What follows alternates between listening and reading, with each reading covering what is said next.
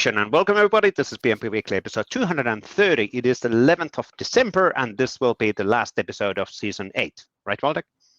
Is it 8? I don't know. It is this year, so this will be the last episode of 2023. Yes, last episode of 2023, ending on 23.0 episode. That's actually... see what you did there. Totally intentional. Yeah, sure. Not at all. Sure. So in the PnP Weekly, I always talk about the latest in Microsoft 365 and partner technologies like the Power Platform, which is all awesomeness integrated together in both sides. Now, today we do have a visitor who is a solution architect. I think was the latest term. Correct. An MVP. An MVP. An MVP is Microsoft 365 developer MVP, Federico. What's Federico's? Porceddu. Yes, thank you. Thank you. So we did record that just discussion 5 minutes ago.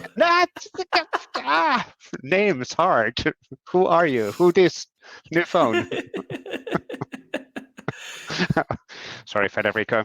First name's easy. That's always good for me. But then the last names and all of that stuff. Yes, indeed. Now, without the further ado, let's actually jump on that interview, and then we'll come back on the weekly articles and summaries of the year. Sounds good. Jump. So welcome, Federico, on the PnP Weekly episode 230. Cool to have you on the show as well. Now, let's start with the basics. Who are you, and what do you do for a living? Yeah, hi everybody. Hi Vesa, Waldek. Thanks a lot for having me. I'm really excited about this meeting. Let me first of all thank you for this invite and for your effort in the community. I and all the people appreciate a lot the work for the community. So thanks a lot. Thank you. About me, my name is Federico Porceddu. I work in Avanade from the last 12 years. I'm from Italy. I live in Sardinia. That is a small island in the Mediterranean Sea. It's not small. It's not small. No, it's not small. Yeah. But it's a beautiful island. Absolutely, yes. Really weather good. Is great. I heard. Yeah, good weather, good sea, good countryside. Not jealous. Not jealous at all. Not jealous. Looking out of the window, it's raining and it's gray and it's cold here in the Netherlands. Yes, I suggest everybody this place for vacation and for work too, because I recently come back in Sardinia. Recently, last 6-7 years. After 15 years in other cities of Italy for study, for work, and so this experience, then I decided to come back in Sardinia, near my family, near my friends, and this is an important opportunity for me for a work and career opportunity too.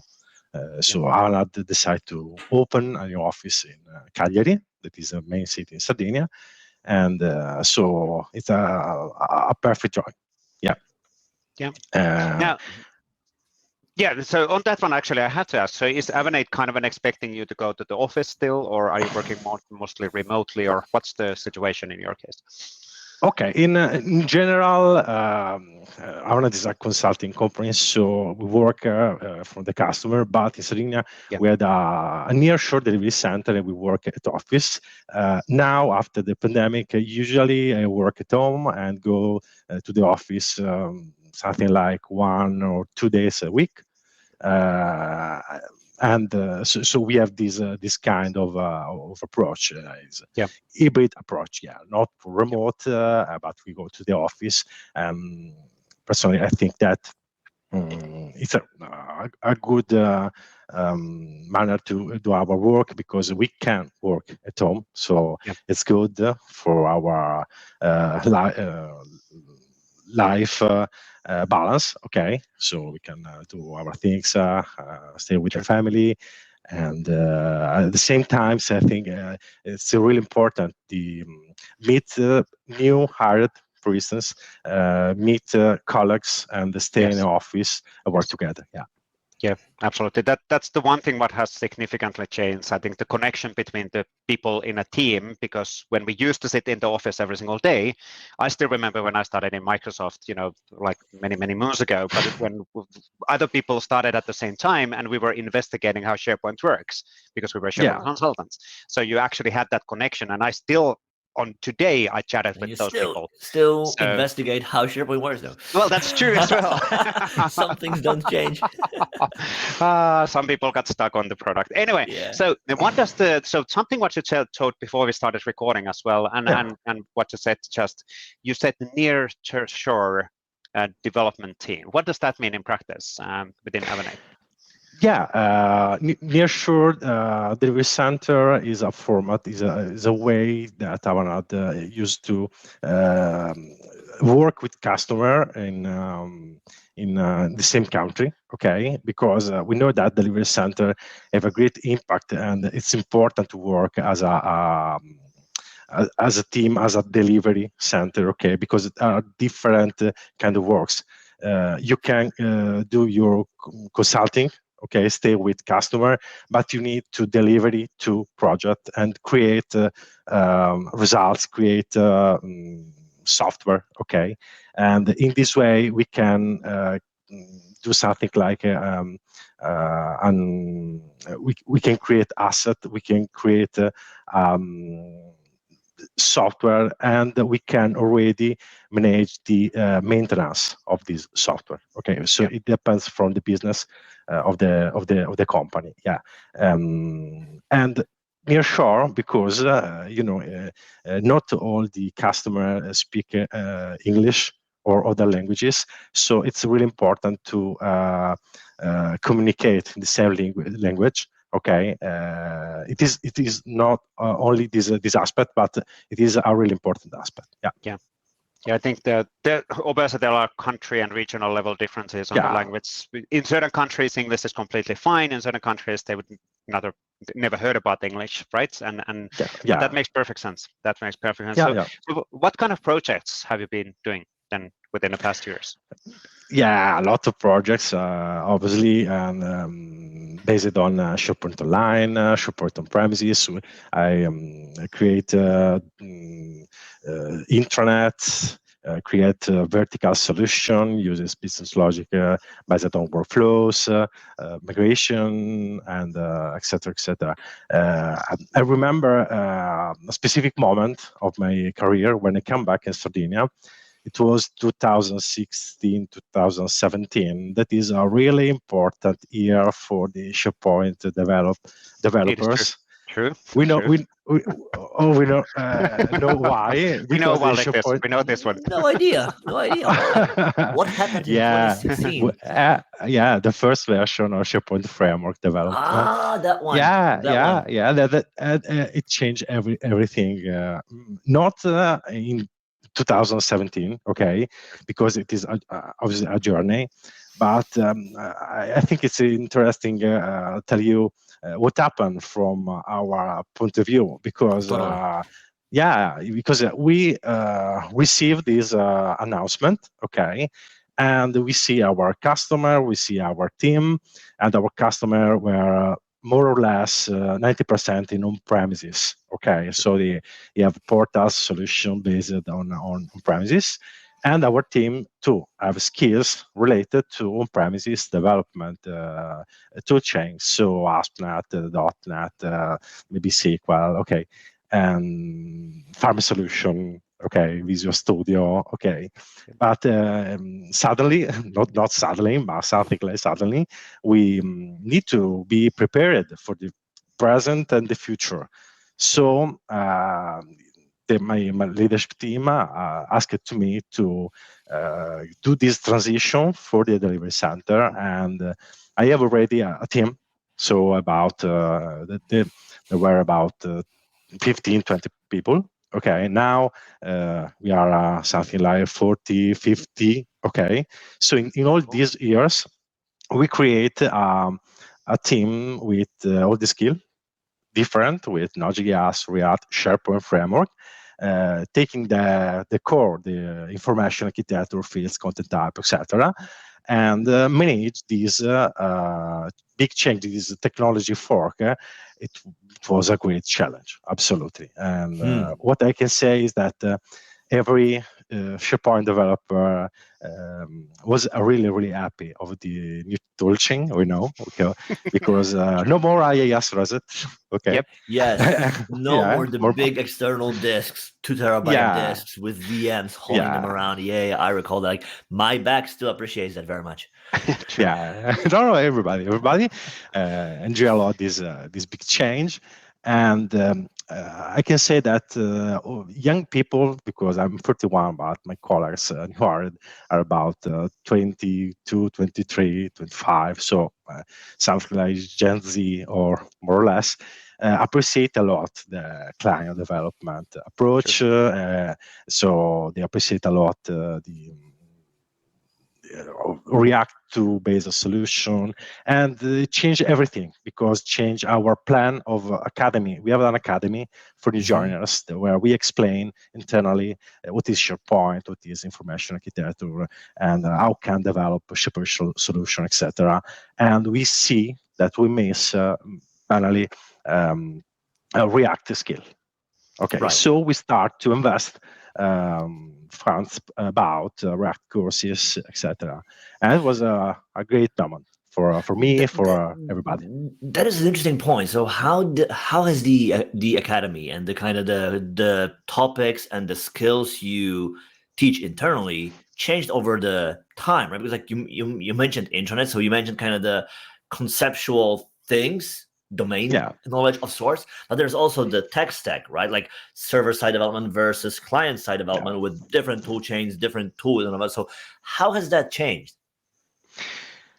Okay, it changed a lot for the well, we have some models, okay, and the first models, they're basic from SharePoint, okay. So we start from information architecture, so we start to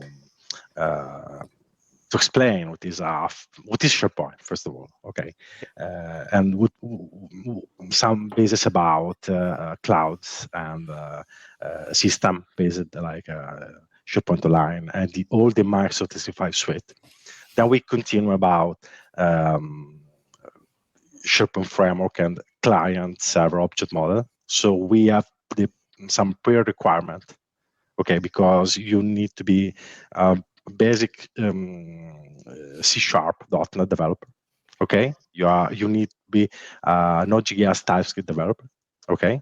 So there are some pre-requirements, and then we continue explain the toolchain, okay, the SharePoint framework and the accelerator and the other asset like PnP, JS, obviously, PnP template, everything we need for a basic project.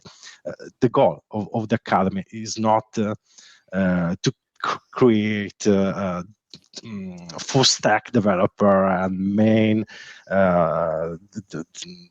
the best developer, SharePoint developer of the world, but it's not the goal, obviously, because we are more or less 6 weeks, 7 weeks. Okay. The goal is prepare people in order to go to project, and they can move inside the project, inside the solution, understand requirements. Okay, have something like autonomous skills. So create list, content type. If your team leader asks you, could you please create a web part? Okay, you can move. You can create a web part without be a showstopper for the team. Right. Okay. Right. So right. Yeah. So do you also explain things like, I recall that first. So when I got to work with SharePoint, that was 2007. When I first heard about terms like web application versus site collection versus site, and then installing versus deploying WSP, I didn't get any of it. It was just like, you're doing what with what? Like the difference between install, deployment, and they have like the web app with a site collection, with a site and a web. And it's like, I was lost. Like, do you still explain that, or do you kind of like skim over, like, yeah, like irrelevant? Okay. Actually, we don't explain the farm solution development. Okay. We already have a project on premises, obviously, because a lot of customers already use on-premises version of SharePoint. But we explain how to create a solution for on-premises with modern approach for two kinds. Main motivation. The first one is the other approach is mainly deprecated, and the first is that we would like to create with our solution architect. And I'm new in this role, but I already contribute in past and the recent years in this phase of the project design, the approach and the solution is create solution that will be cloud ready. So if you want to migrate on the cloud, you can do this with a small effort. Okay, maybe it's not already 100%, but the effort is minimum. Yeah. How do you, so has there been a significant change? So if you think about the readiness within Avanade or within your team, from 2017, we started doing SharePoint Online, and then obviously Microsoft 365 have exploded with Teams, and we talk about Copilot, and we talk about all of that. So how do you see the technology stack? Is it still, are we still teaching SharePoint framework only? Well, of course, not only, but what are the other things? What are we teaching there? Or how do you see the future on there? Absolutely great question. And the future. yeah, You asking him how he's the future. That's interesting. Yeah, it's not easy because what we understand from our project, our clients, is that maybe it doesn't exist more the SharePoint developer. Okay, yes, it exists, but it's not only SharePoint developer. Yep. They have a skill about cloud, about Azure, about backend development. Okay, so I think that you can consider a React developer a SharePoint developer. No, Yep. because all the constraints, all the information architecture skill, you need to have all the skill in order to create a Microsoft 365 solution. Yeah, that can be that can include SharePoint, Power Platform, Teams, a lot of module. Okay, a lot of piece of Microsoft 365 platform. And I think that the future and the present, the future is create a solution that integrate if it needs every piece of solution of Microsoft 365 solution. Yeah, and it's not easy. It's not easy for maybe to ask to that, like when you design solution, right, on M365, to what extent do you use the building blocks that you've got there? Like, for example, do you store the files in a Docklib, or do you store the files on Azure? And then I just like a files is just an example, but the same applies to calendar or chat. Do you store these artifacts on Microsoft 365, or do you choose to decouple all of that and put it in a cloud? It depends. Oh no! Consulting answer. Yeah, it happens because maybe okay. My main choice is SharePoint because I would like to create a solution that maybe have a SharePoint framework as a front end. Okay, but when our customer needs other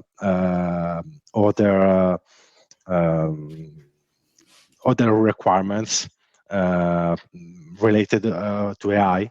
Okay, we know that the connector, okay, is not always available all connector for SharePoint. So it depends from the time when the request arrive. So if connectors are available, we love to put this file in SharePoint, and it depends too about security governance. Maybe in Azure you don't have, or you can. You need to work about access rules and ACL. Okay, in SharePoint you have this approach, so it happens to a lot of things. In general, a small solution or vertical solution for a department, HR, IT, or something like this, but not only. A solution for all organization too, we use absolutely SharePoint. Yep. Okay, because it is the main products, and we personally I have a SharePoint in my heart. So if I can be a choice, the choose is the customers agree. For me, it's okay. Yeah, and it's not a bad choice at all, to be fair. But it's because it's the fundamental piece within Microsoft 365 anyway. So, and a lot of investments in the pipeline as well, with the recent announcement on a SharePoint Premium and all of that stuff. Yeah. Now, related on your, let's say, active membership within a community and everything else, we can see you have an MVP tables behind you. Blue thing in the back. Blue bags, blue stuff on the back. Can you talk about how did you, so was the MVP something what you was, is it like, hey, I needed to be an MVP, or why did you look for getting the MVP? How it come to be? Yes, exactly. That's a good way of putting that. Okay. Yes, I'm MVP in Microsoft 365 category from the last 3 years, and I some years ago, maybe if I remember well, 2013 when SharePoint and Office 365 was launched. Okay, I go to a conference where I meet some people that are actually MVP, like Paolo Calorsi or Giuseppe Marchi, are Italian MVP, and I was fascinated about their work. They are absolutely the community leader, and I learn a lot from them. In particular on SharePoint, because I start use and develop SharePoint solution in this period, and at the same time I believe a lot in the sharing is caring approach. So what happened is that okay, I can learn a lot. I can improve myself. I would like to do something for the community, the Italian community, the community in general, okay, and the community of my team too. Okay, so what I did in last years in the nearshore delivery center is create a community of developers inside my team with the sharing is caring approach. Okay, so I think everything is related. The other thing is that an MVP is by definition maybe updated to that technology, and the Microsoft 365 approach with a really good and great roadmap needs to have people updated and a continuous improvement and learn. So I think that everything is related with the move of the passion and the sharing is caring.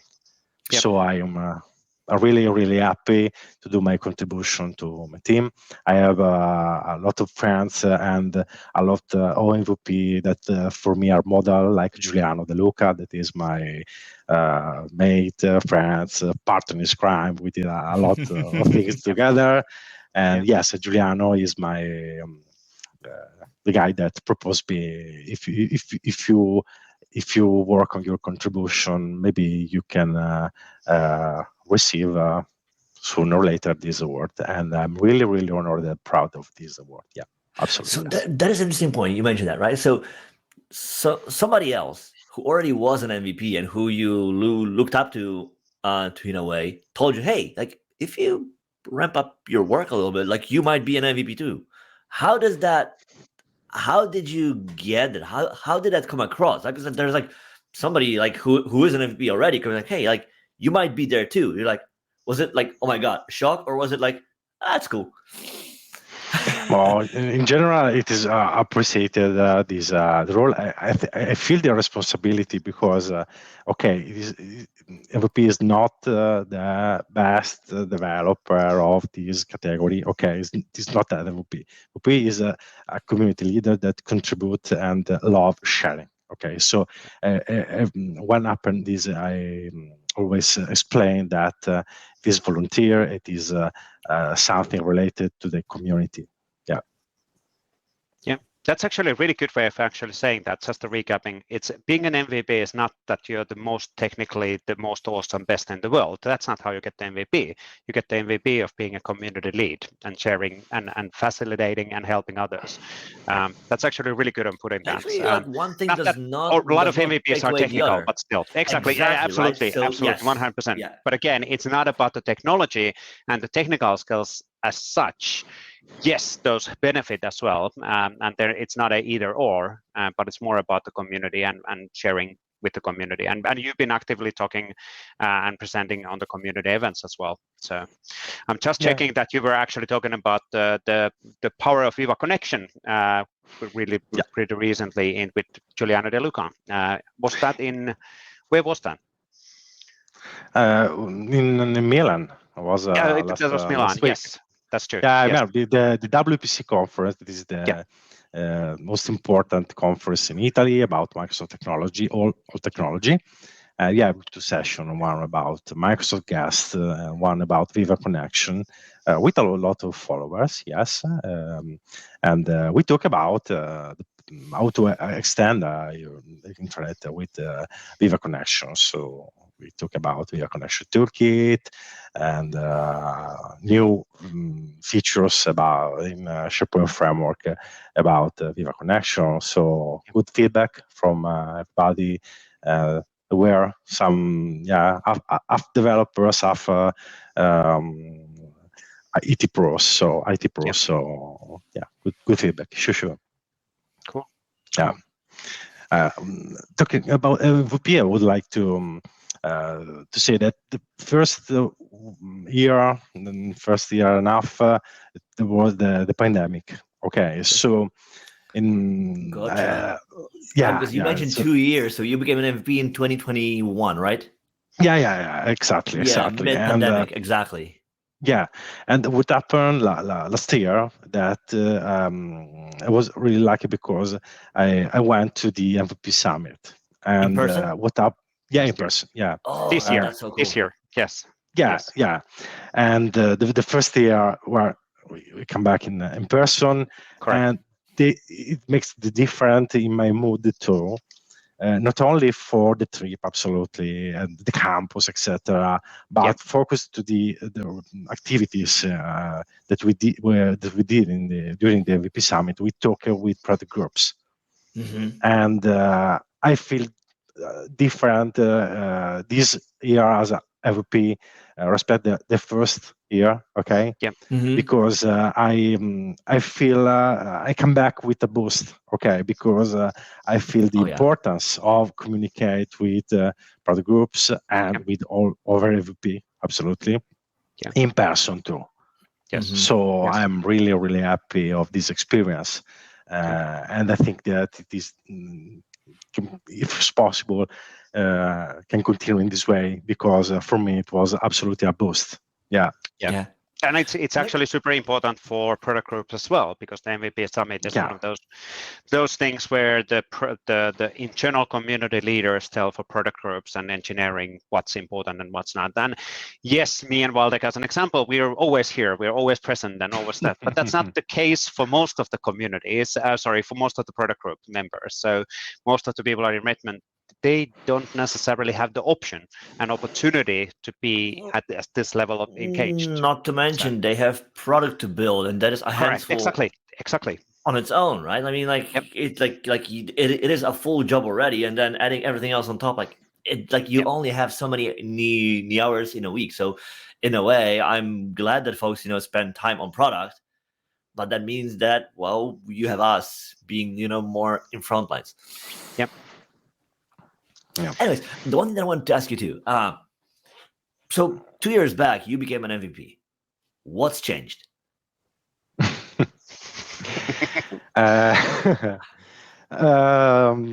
Change my commitment to the community for sure.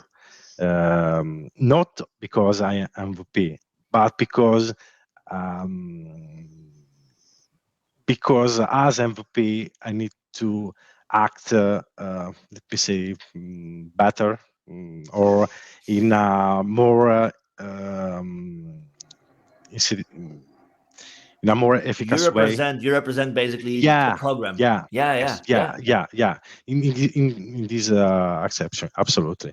This is the only thing maybe that changed for my point of view. And what happened is that I grew a lot because I know other people. Okay, other MVP, because now I have a lot of friends MVP, and it is really, really important, this mode and this feeling, and change the relationship with the product group too. I think that our feedback are really, really important for the product group, and every moment that we spend explain our point of view and receive the point of view of the product group about the feature, okay, is a moment where we can learn, we can improve ourselves about the products, about the approach, and this, yeah, for sure.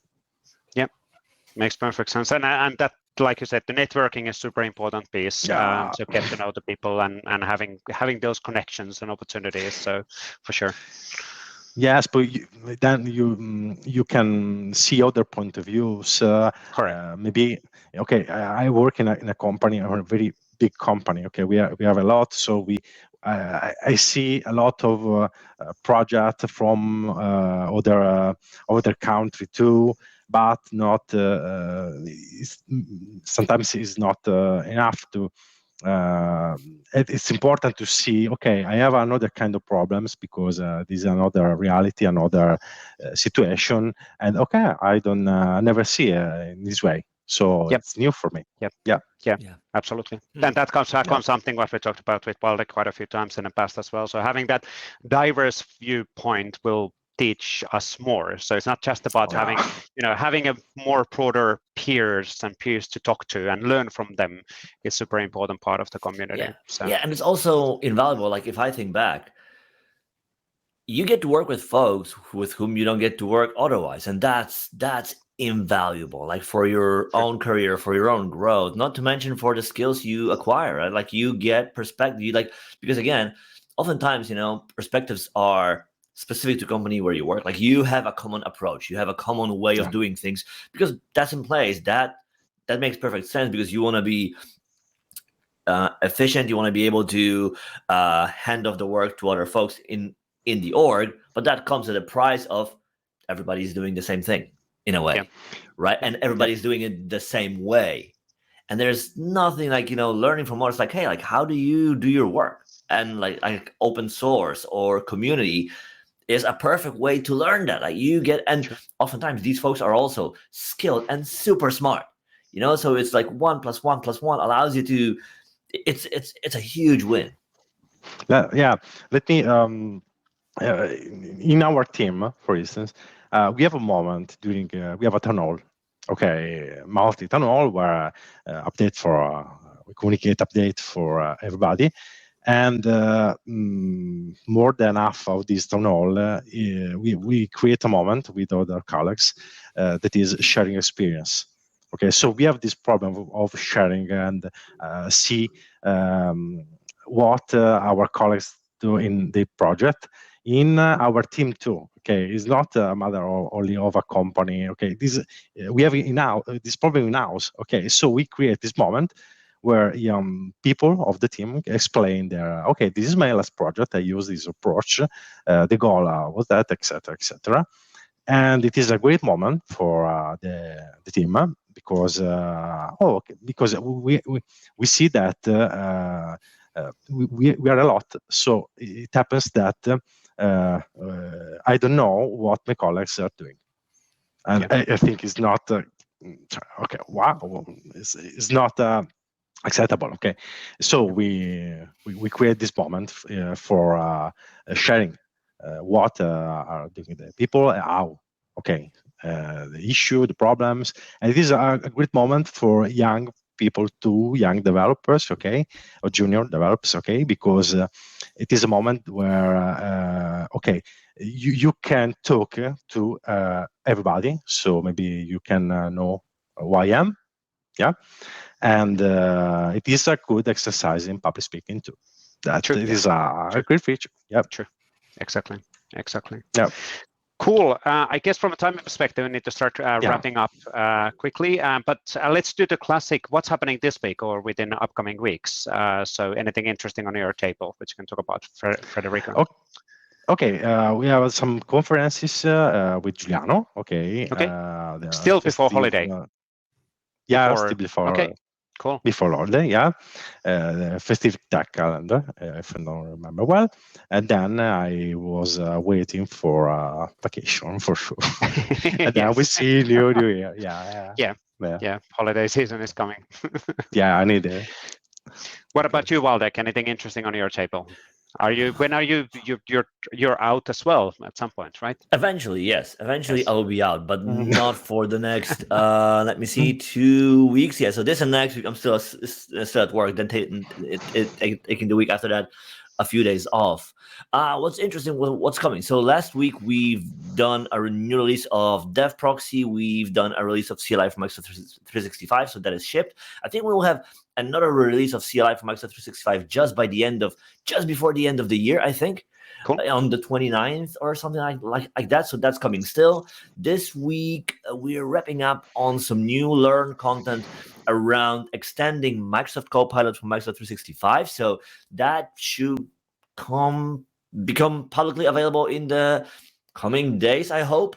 Cool. Other than that, looking at my calendar, there's just a bunch of stuff trying to wrap things up. But also, we're doing quite some work on extending the docs for Dev Proxy, because we realized that, well, we spent all this time, building really cool stuff. But if we don't explain it to everybody, well, then kind of no point, right? So go figure. Go figure, right? Like who would have thought? Right? So we're documentation matters and samples. Oh my God. Some work on that just to ensure that we explain everything to everybody. Yes. We just last week, I think, or 2 weeks back, we launched our docs on MS Learn. So there's already like a great step. Now that our docs are there, now we have like a full freedom and room to grow and publish new stuff. So we're working full steam ahead on that, along with a little bit of tech improvements on products too. So packed week. Cool. How about you, Vesa? I'm watching the calendar, trying to figure out what I need to do. But we're going to release actually still a few announcements by end of calendar year. So one is API support for the card designer for Viva Connection. So you're able to, if allowed in a tenant level, you're able to hit actually graph APIs directly from card designer ++ for Viva Connection. Which is interesting scenario. We'll release some videos and demos on that one within upcoming days. And then we're still finalizing on coming back to public preview with pod-powered Viva Connection ACEs. So if you have an existing bot framework implementation for Microsoft Teams, you do not need to implement a separate SPFX for Viva Connection. You can actually use the same bot for that as well. So that's a kind of an interesting thing as well. And a lot of other stuff. The calendar doesn't seem to slow down at all. This is interesting. But I'm starting to see oof signs starting from this week from Redmond, which is good because that means stuff is slowing down. So which is always there nice. for them. For them, I will not have time off because I love working on the holiday season because you can actually get stuff done. So, but it's a bit complicated. Anyway, I guess that's it for now. So thank you, Federico, on joining. Really cool to catch up. And I have to say, I'm jealous about the sun within your room. That seems to be a sun. It's just a big lamp. It is. It's fake. It's fake. pitch dark. It's already pitch dark in here. That's the thing. Thanks a lot. Yes. Thanks a lot, Vesa and Waldek. Thanks a lot. Yeah. And I really need to come to drop by in Sardinia. I've been on Mediterranean areas so many other locations, like 20, 30 Just times. not there. Not in Sardinia. Not in Sardinia. Yeah. There you go. I'm waiting for you for this summer. Okay. Yeah, we'll see. We'll see. Okay. But thank you, Federico, on this one. On the show, we'll jump next to the weekly articles with Waldek. But thanks to Federico. Really cool. Okay. Thank you, buddy. Bye-bye, everybody. Excellent. One more time. We did thank you already quite a few times, Federico, as we're closing up the interview. But thank you. Really cool discussion and good to catch up. And I'll definitely follow up on that Sardinia trip at some point. So I've been in Italy quite a few times, and we actually even cruised across the Sardinia or around the Western Mediterranean. I've been there once, have really great memories of it. So we'll definitely need to see other parts of it. Yep, absolutely, 100%. Now let's jump on the weekly articles, and then we can do a closing chat of the semester 8, season 8. We should anyway. No idea what am I saying? Who are you anyway? Who are you? What is this? What is the meaning of this all? Now let's start with a one only blog post in the Microsoft Teams blog. We can see a clear reduction of articles and blog posts, at least from Microsoft side, because we're heading to the holiday season. Announcing general availability of new Microsoft Teams app for virtual desktop infrastructure. So a lot of customers are still using VDI for efficient provider of the desktop experiences, dedicated desktop experiences for users, and Teams actually is now supporting that as well. So it's a great capability. So we're able to use Teams with the VDI deployment. If you're not familiar with VDI, might be like, what again? But it's basically an efficient way of dealing the desktops. That is me. Virtualization. So there's a lot of enterprises who are using this for a centralized control of the desktops. Then we had quite a few articles from the Microsoft 365 developer side. This is really interesting, the future of collaboration and AI opportunities for partners in the Microsoft Teams AI ecosystem, Joe and Carter. Pretty long, actually, blog article explaining the different options of Copilot extensibility and what are the blocking options and all of that stuff. Recapping some of the stuff from Build, and of course, there's this particular library went GA in Ignite. So it's already available to be used within your extensibility platform. So really cool. And there's a nice quick start guide and build your first application, technical documentation, and code samples available for you to take advantage, which is really cool. Good. Now, on other things, you had a blog post with Gary related on DevProxy 0.13. You didn't jump over the 1.3, so you're clearly not superstitious. No. Like, it's just a number. Like, talking to the guy who is not affected by 13 at all. No, to us, it's just, it is a version. It's been a good year. Recapping back, we're on the version 0.13. We will go into 1.0 at some point. But at this point, like we said, like, we're still improving. We're still looking to iron out some bits. So we want to have that ability to change things if we have to. What we've seen is that we're doing fewer and fewer drastic changes. So who knows? Maybe the next version is going to be 1.0. Anyway, this time we launched with a new name that kind of allows us to really address the breadth of features that we have in DevProxy, but also the fact that it's not just for Microsoft Graph, and it's also not just for Microsoft 365. It's really for any cloud API and even your own APIs too, right? So really, new version with new improvements, new name, and also this one really cool thing where you can use the Chrome DevTools to see the messages and the requests that proxy intercepts, meaning, in a way, you can use Chrome DevTools to see the requests coming from your backend, your server-side app, your C# app, not only a web app. So this is a really cool way, if you work with apps that issue a bunch of calls, to have more overview of that and more easily be able to filter things, find things, and so forth and so on. So again, we would definitely encourage you to give it a try and tell us what you think. Yep, absolutely. Really, really cool stuff here. And it's getting used and used more, which is really, really cool. Better quality software. We're always looking for that. Now, Sherry Mahmood had a article related to Microsoft Teams webinar APIs in public preview. So this is aligned with the Microsoft Teams Graph API investments, which we've been rolling out gradually within this semester, related on all of the transcript APIs and call APIs and all of that. And now this one was about the webinar API, so you can access information more efficiently using the Graph endpoints, which is really, really cool. Awesome stuff. And of course, it's using the Graph because Graph APIs are the best. That sounded really bad, but they are. That wasn't a joke, no. But of course, we're using the Graph surface for all of the new APIs, so you're able to efficiently access the information using just the one proxy endpoint, which is Graph endpoint. Now, we also had an article related on from the Microsoft Search side, stage rollout management for Graph connectors is generally available. Graph connectors, that sounds kind of an interesting in the context of Copilots, doesn't it? It does. It absolutely does, right? So it's a great way to, like, in our work, we use dozens of apps, and it's it's really cool that they help us work more efficiently. The caveat is that now you need to go into all of these apps to find the content which they store. With the connectors, you've got the ability to bring all of the content to Microsoft 365 so that it shows up there, and you can find it from a single place, being Microsoft 365.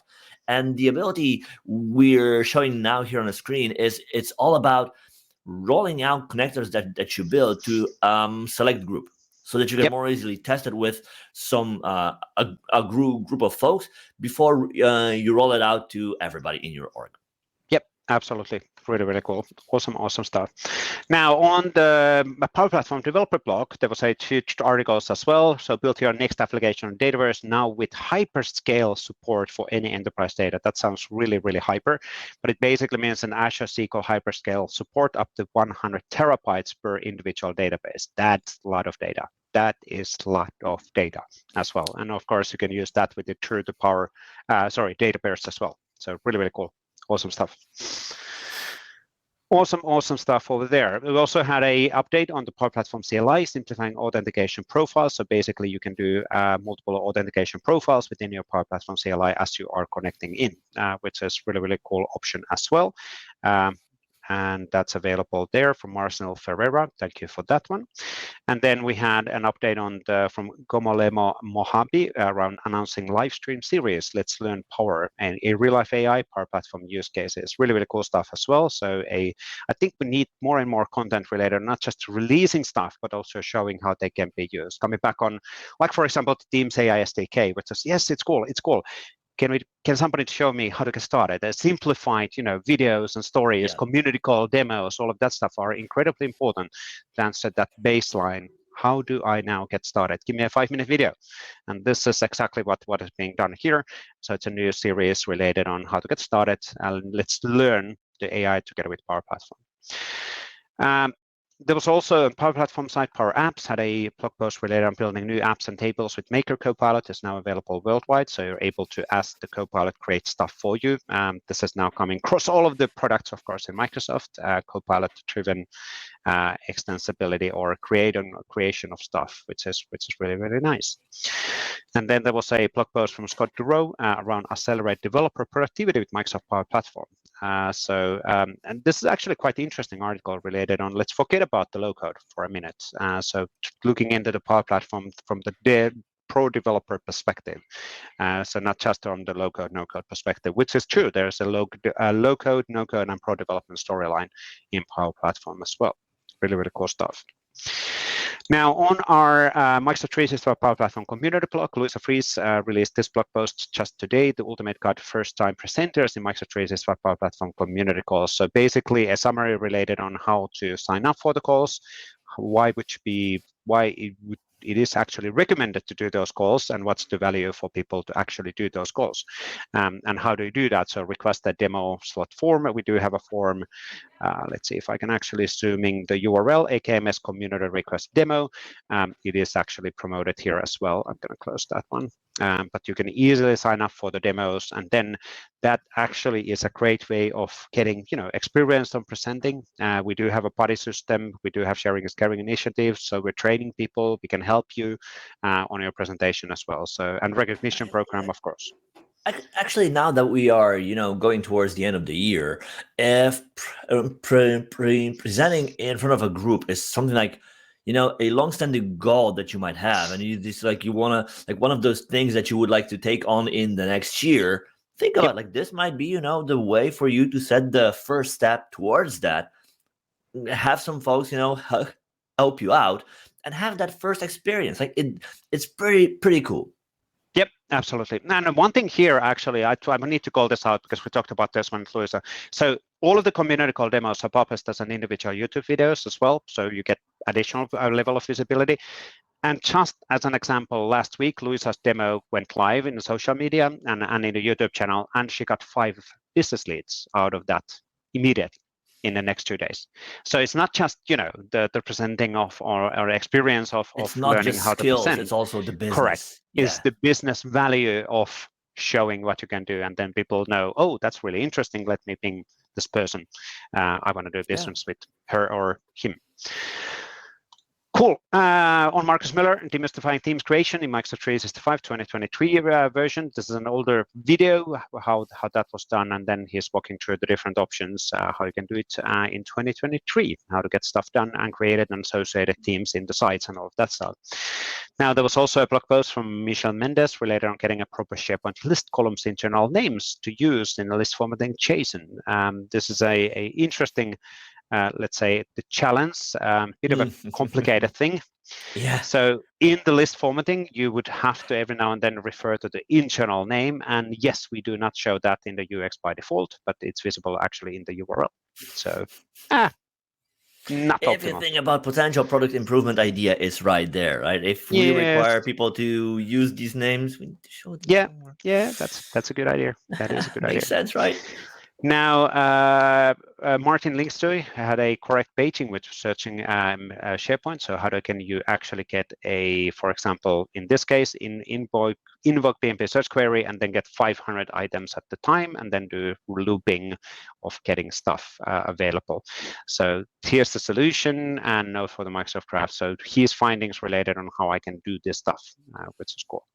Thank you, Martin, for sharing that. Seems like a blog post, which how did I do that? Oh, it's my personal blog post, which is explaining. Like the note to your future self, not to mention to all products and web parts out there who use this approach to page through search results. Yeah, definitely. Correct. Liam clearly had I can't name clearly. Cleary. There is no second vowel in there. Cleary. Yes, clearly. Yes, Liam, I did it. Now, email attachment query and Microsoft Graph in PowerShell. So how can we use Microsoft Graph PowerShell to access emails and attachments and querying data? Good reference blog post from him as well. Coming back on, hey, wait a minute, I needed to do X and Y and Z. Oh, I've written a blog post out of it. Here we go. That seems to be like an AI generated, by the way, clearly. So. No. Liam is awesome with brush. Sure. I bet he drew this, like pencil, colored it. Absolutely. Also, Peter Venstrom had a blog post related on auto-hate containers and flexible font sizes in Power Apps. So how can you deal with the fonting going, in the wrong sizes, and how do you make that happen automatically, and what are the options? So really cool reference point from his side as well. On the Message Center show, the latest episode is around episode number 313. They're catching up, Waldek. They're catching up. They're actually ahead of us. Like 100 episodes almost. Oh, that's true. Math. Okay. Share whiteboards with guests, campaigns in Engage. So recap on, again, what has happened and shared as a roadmap updates for Microsoft 365 tenant owners and going through what it means in the practice. For example, a really important thing, just call it out, also SharePoint adding model retirement in Microsoft 365. Really important thing. So. And then 3 videos. TLDR, Store support. No. Store support 2024, April 2024. Full support ending April 2026. So within 2.5 years. So not a, we're not going to shut down everything like that. Well, because next week everybody's gone, so let's do it then. Nobody will know. No. Wow. No, episode 272. No, we're not doing that. We're not, Mike. We're anyway using PnP.js from a Node.js application. So PnP.js actually does work from a server-side Node.js application as well. So it's able to start accessing information in SharePoint. So it's not just for TypeScript. It actually works in the Node.js as well, and it is really, really powerful. Awesome job there by Bo and Julie and Bo and Patrick. Related on, and all of the community contributors as well. And then Julian and Luca, we talked about him in our interview as well, how to deal with mistakes, sending an emails in Outlook. So different options, dealing with, should I delay my sending and all of that stuff. I know, for example, as an example, Bert Janssen has a 1-minute delay when he sends an email. So quite often what happens is that you click the send and then you're like, ah! So the 1 minute is enough for that. If it goes above 1 minute, it's fine. It's already out there. So, and then the last one is from Shane Yan around Power Apps upload file version 2 SharePoint document library. So how would that work and how to start using that within the data sources or the file upload capabilities and controls in your Power Apps. Really, really cool. That's it for now. And then for those, holiday season is coming. Any plans for the holiday season? Yes, be off work. What's that? No worry. Well, not showing up at work. I will probably. We haven't planned anything. I will be at home. Yep. Probably just hanging out. Maybe read some. Maybe write some code. Maybe not. I don't know. No plans. Yep. Makes perfect sense. How about you? Enjoying the weather, going out with the dogs in the snow? Well, yes, enjoying. Well, it might sound for those who don't really know how the winter weather actually impacts. Having like -5 is the perfect weather because then it's not wet, it's dry, and just proper gear on, you'll be fine with the dogs. And then you can easily go to 10-kilometer walks with the dogs in the forest without seeing anybody. And that's, that's relaxation. That's like... Relaxation is not seeing anybody for 10 kilometers. Me, like, 2 dogs, forest. I don't know if you knew, here in the Netherlands, we've got things like, a tile wisdom, like, the wisdom like that being put on tile, basically, and you would put a tile on a wall and you would have this saying, this expression on the wall. So basically, that is like a tile wisdom. Yes. Like, happiness is not seeing anybody for 10 miles. That's actually not bad. That's really good. You are quotable. There you go. It's -5 or -3 to 2, whatever. That's perfect weather for the long walks, because when it's when it's +2, whatever, it's wet. It's gonna be slush. You get slushy and all of that stuff, and that's horrible. So the -5 is just perfect on all of that. As long as it's +5 and it's dry, it's perfectly fine. That's fine. That's true as well. That is true. Yes, exactly. Now that I have winter tires, I can actually go some. No, just kidding. And I was going to be +8 and 10. I'm in the same boat where my winter tires are going to be put on the car in 10 days, and it's +8 now, or it's going to be +10. And you're like, we had now snow since mid-November, and now the forecast for week for now Tuesday is +3. So, because you have winter tires. exactly. And the Christmas is coming, and having a white Christmas is a thing in Helsinki, because you don't get it always, but when you get it, it's nice. White Christmas is always nicer. There's so much more light. It's just, I know. Like, that reminds me, being a kid, it would be a thing now. Yes. Nope. Yeah. No snow. Whatever reason, it's been a really warm weather in Europe, except Finland and Sweden. So the forecast is looking really weird, because it's like warm, but then there's this like a it's like frozen area over there. What are you doing there? Yes, I Anyway, close your fridge. well, that's a good point. I think Turn off the we'll aircon. be back. We will be back on the PnP Weekly in the early January. Let's January see on the which time. 8th, January the 9th, January I 8th. guess. Yeah, 9th probably. We will be if recording not- on the 8th, I guess. I guess. Have we already get that one scheduled? No, that is a task for tomorrow. There you go. Yeah, It's all planned. Okay, cool. But we'll be back within a few weeks. Enjoy the break. Prioritize family time. Get some recharge the batteries and whatever. Go to the 10-kilometer, 10-mile walk in the forest. It's highly recommended if you can, or in a shorter periods as well. And highly recommended. So definitely good thing for me.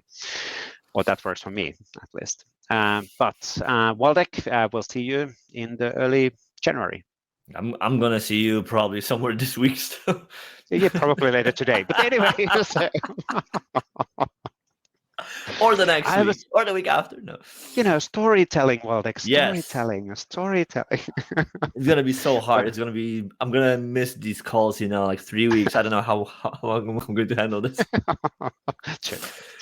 But thanks everybody for watching and listening. And if you have any feedback, do let us know.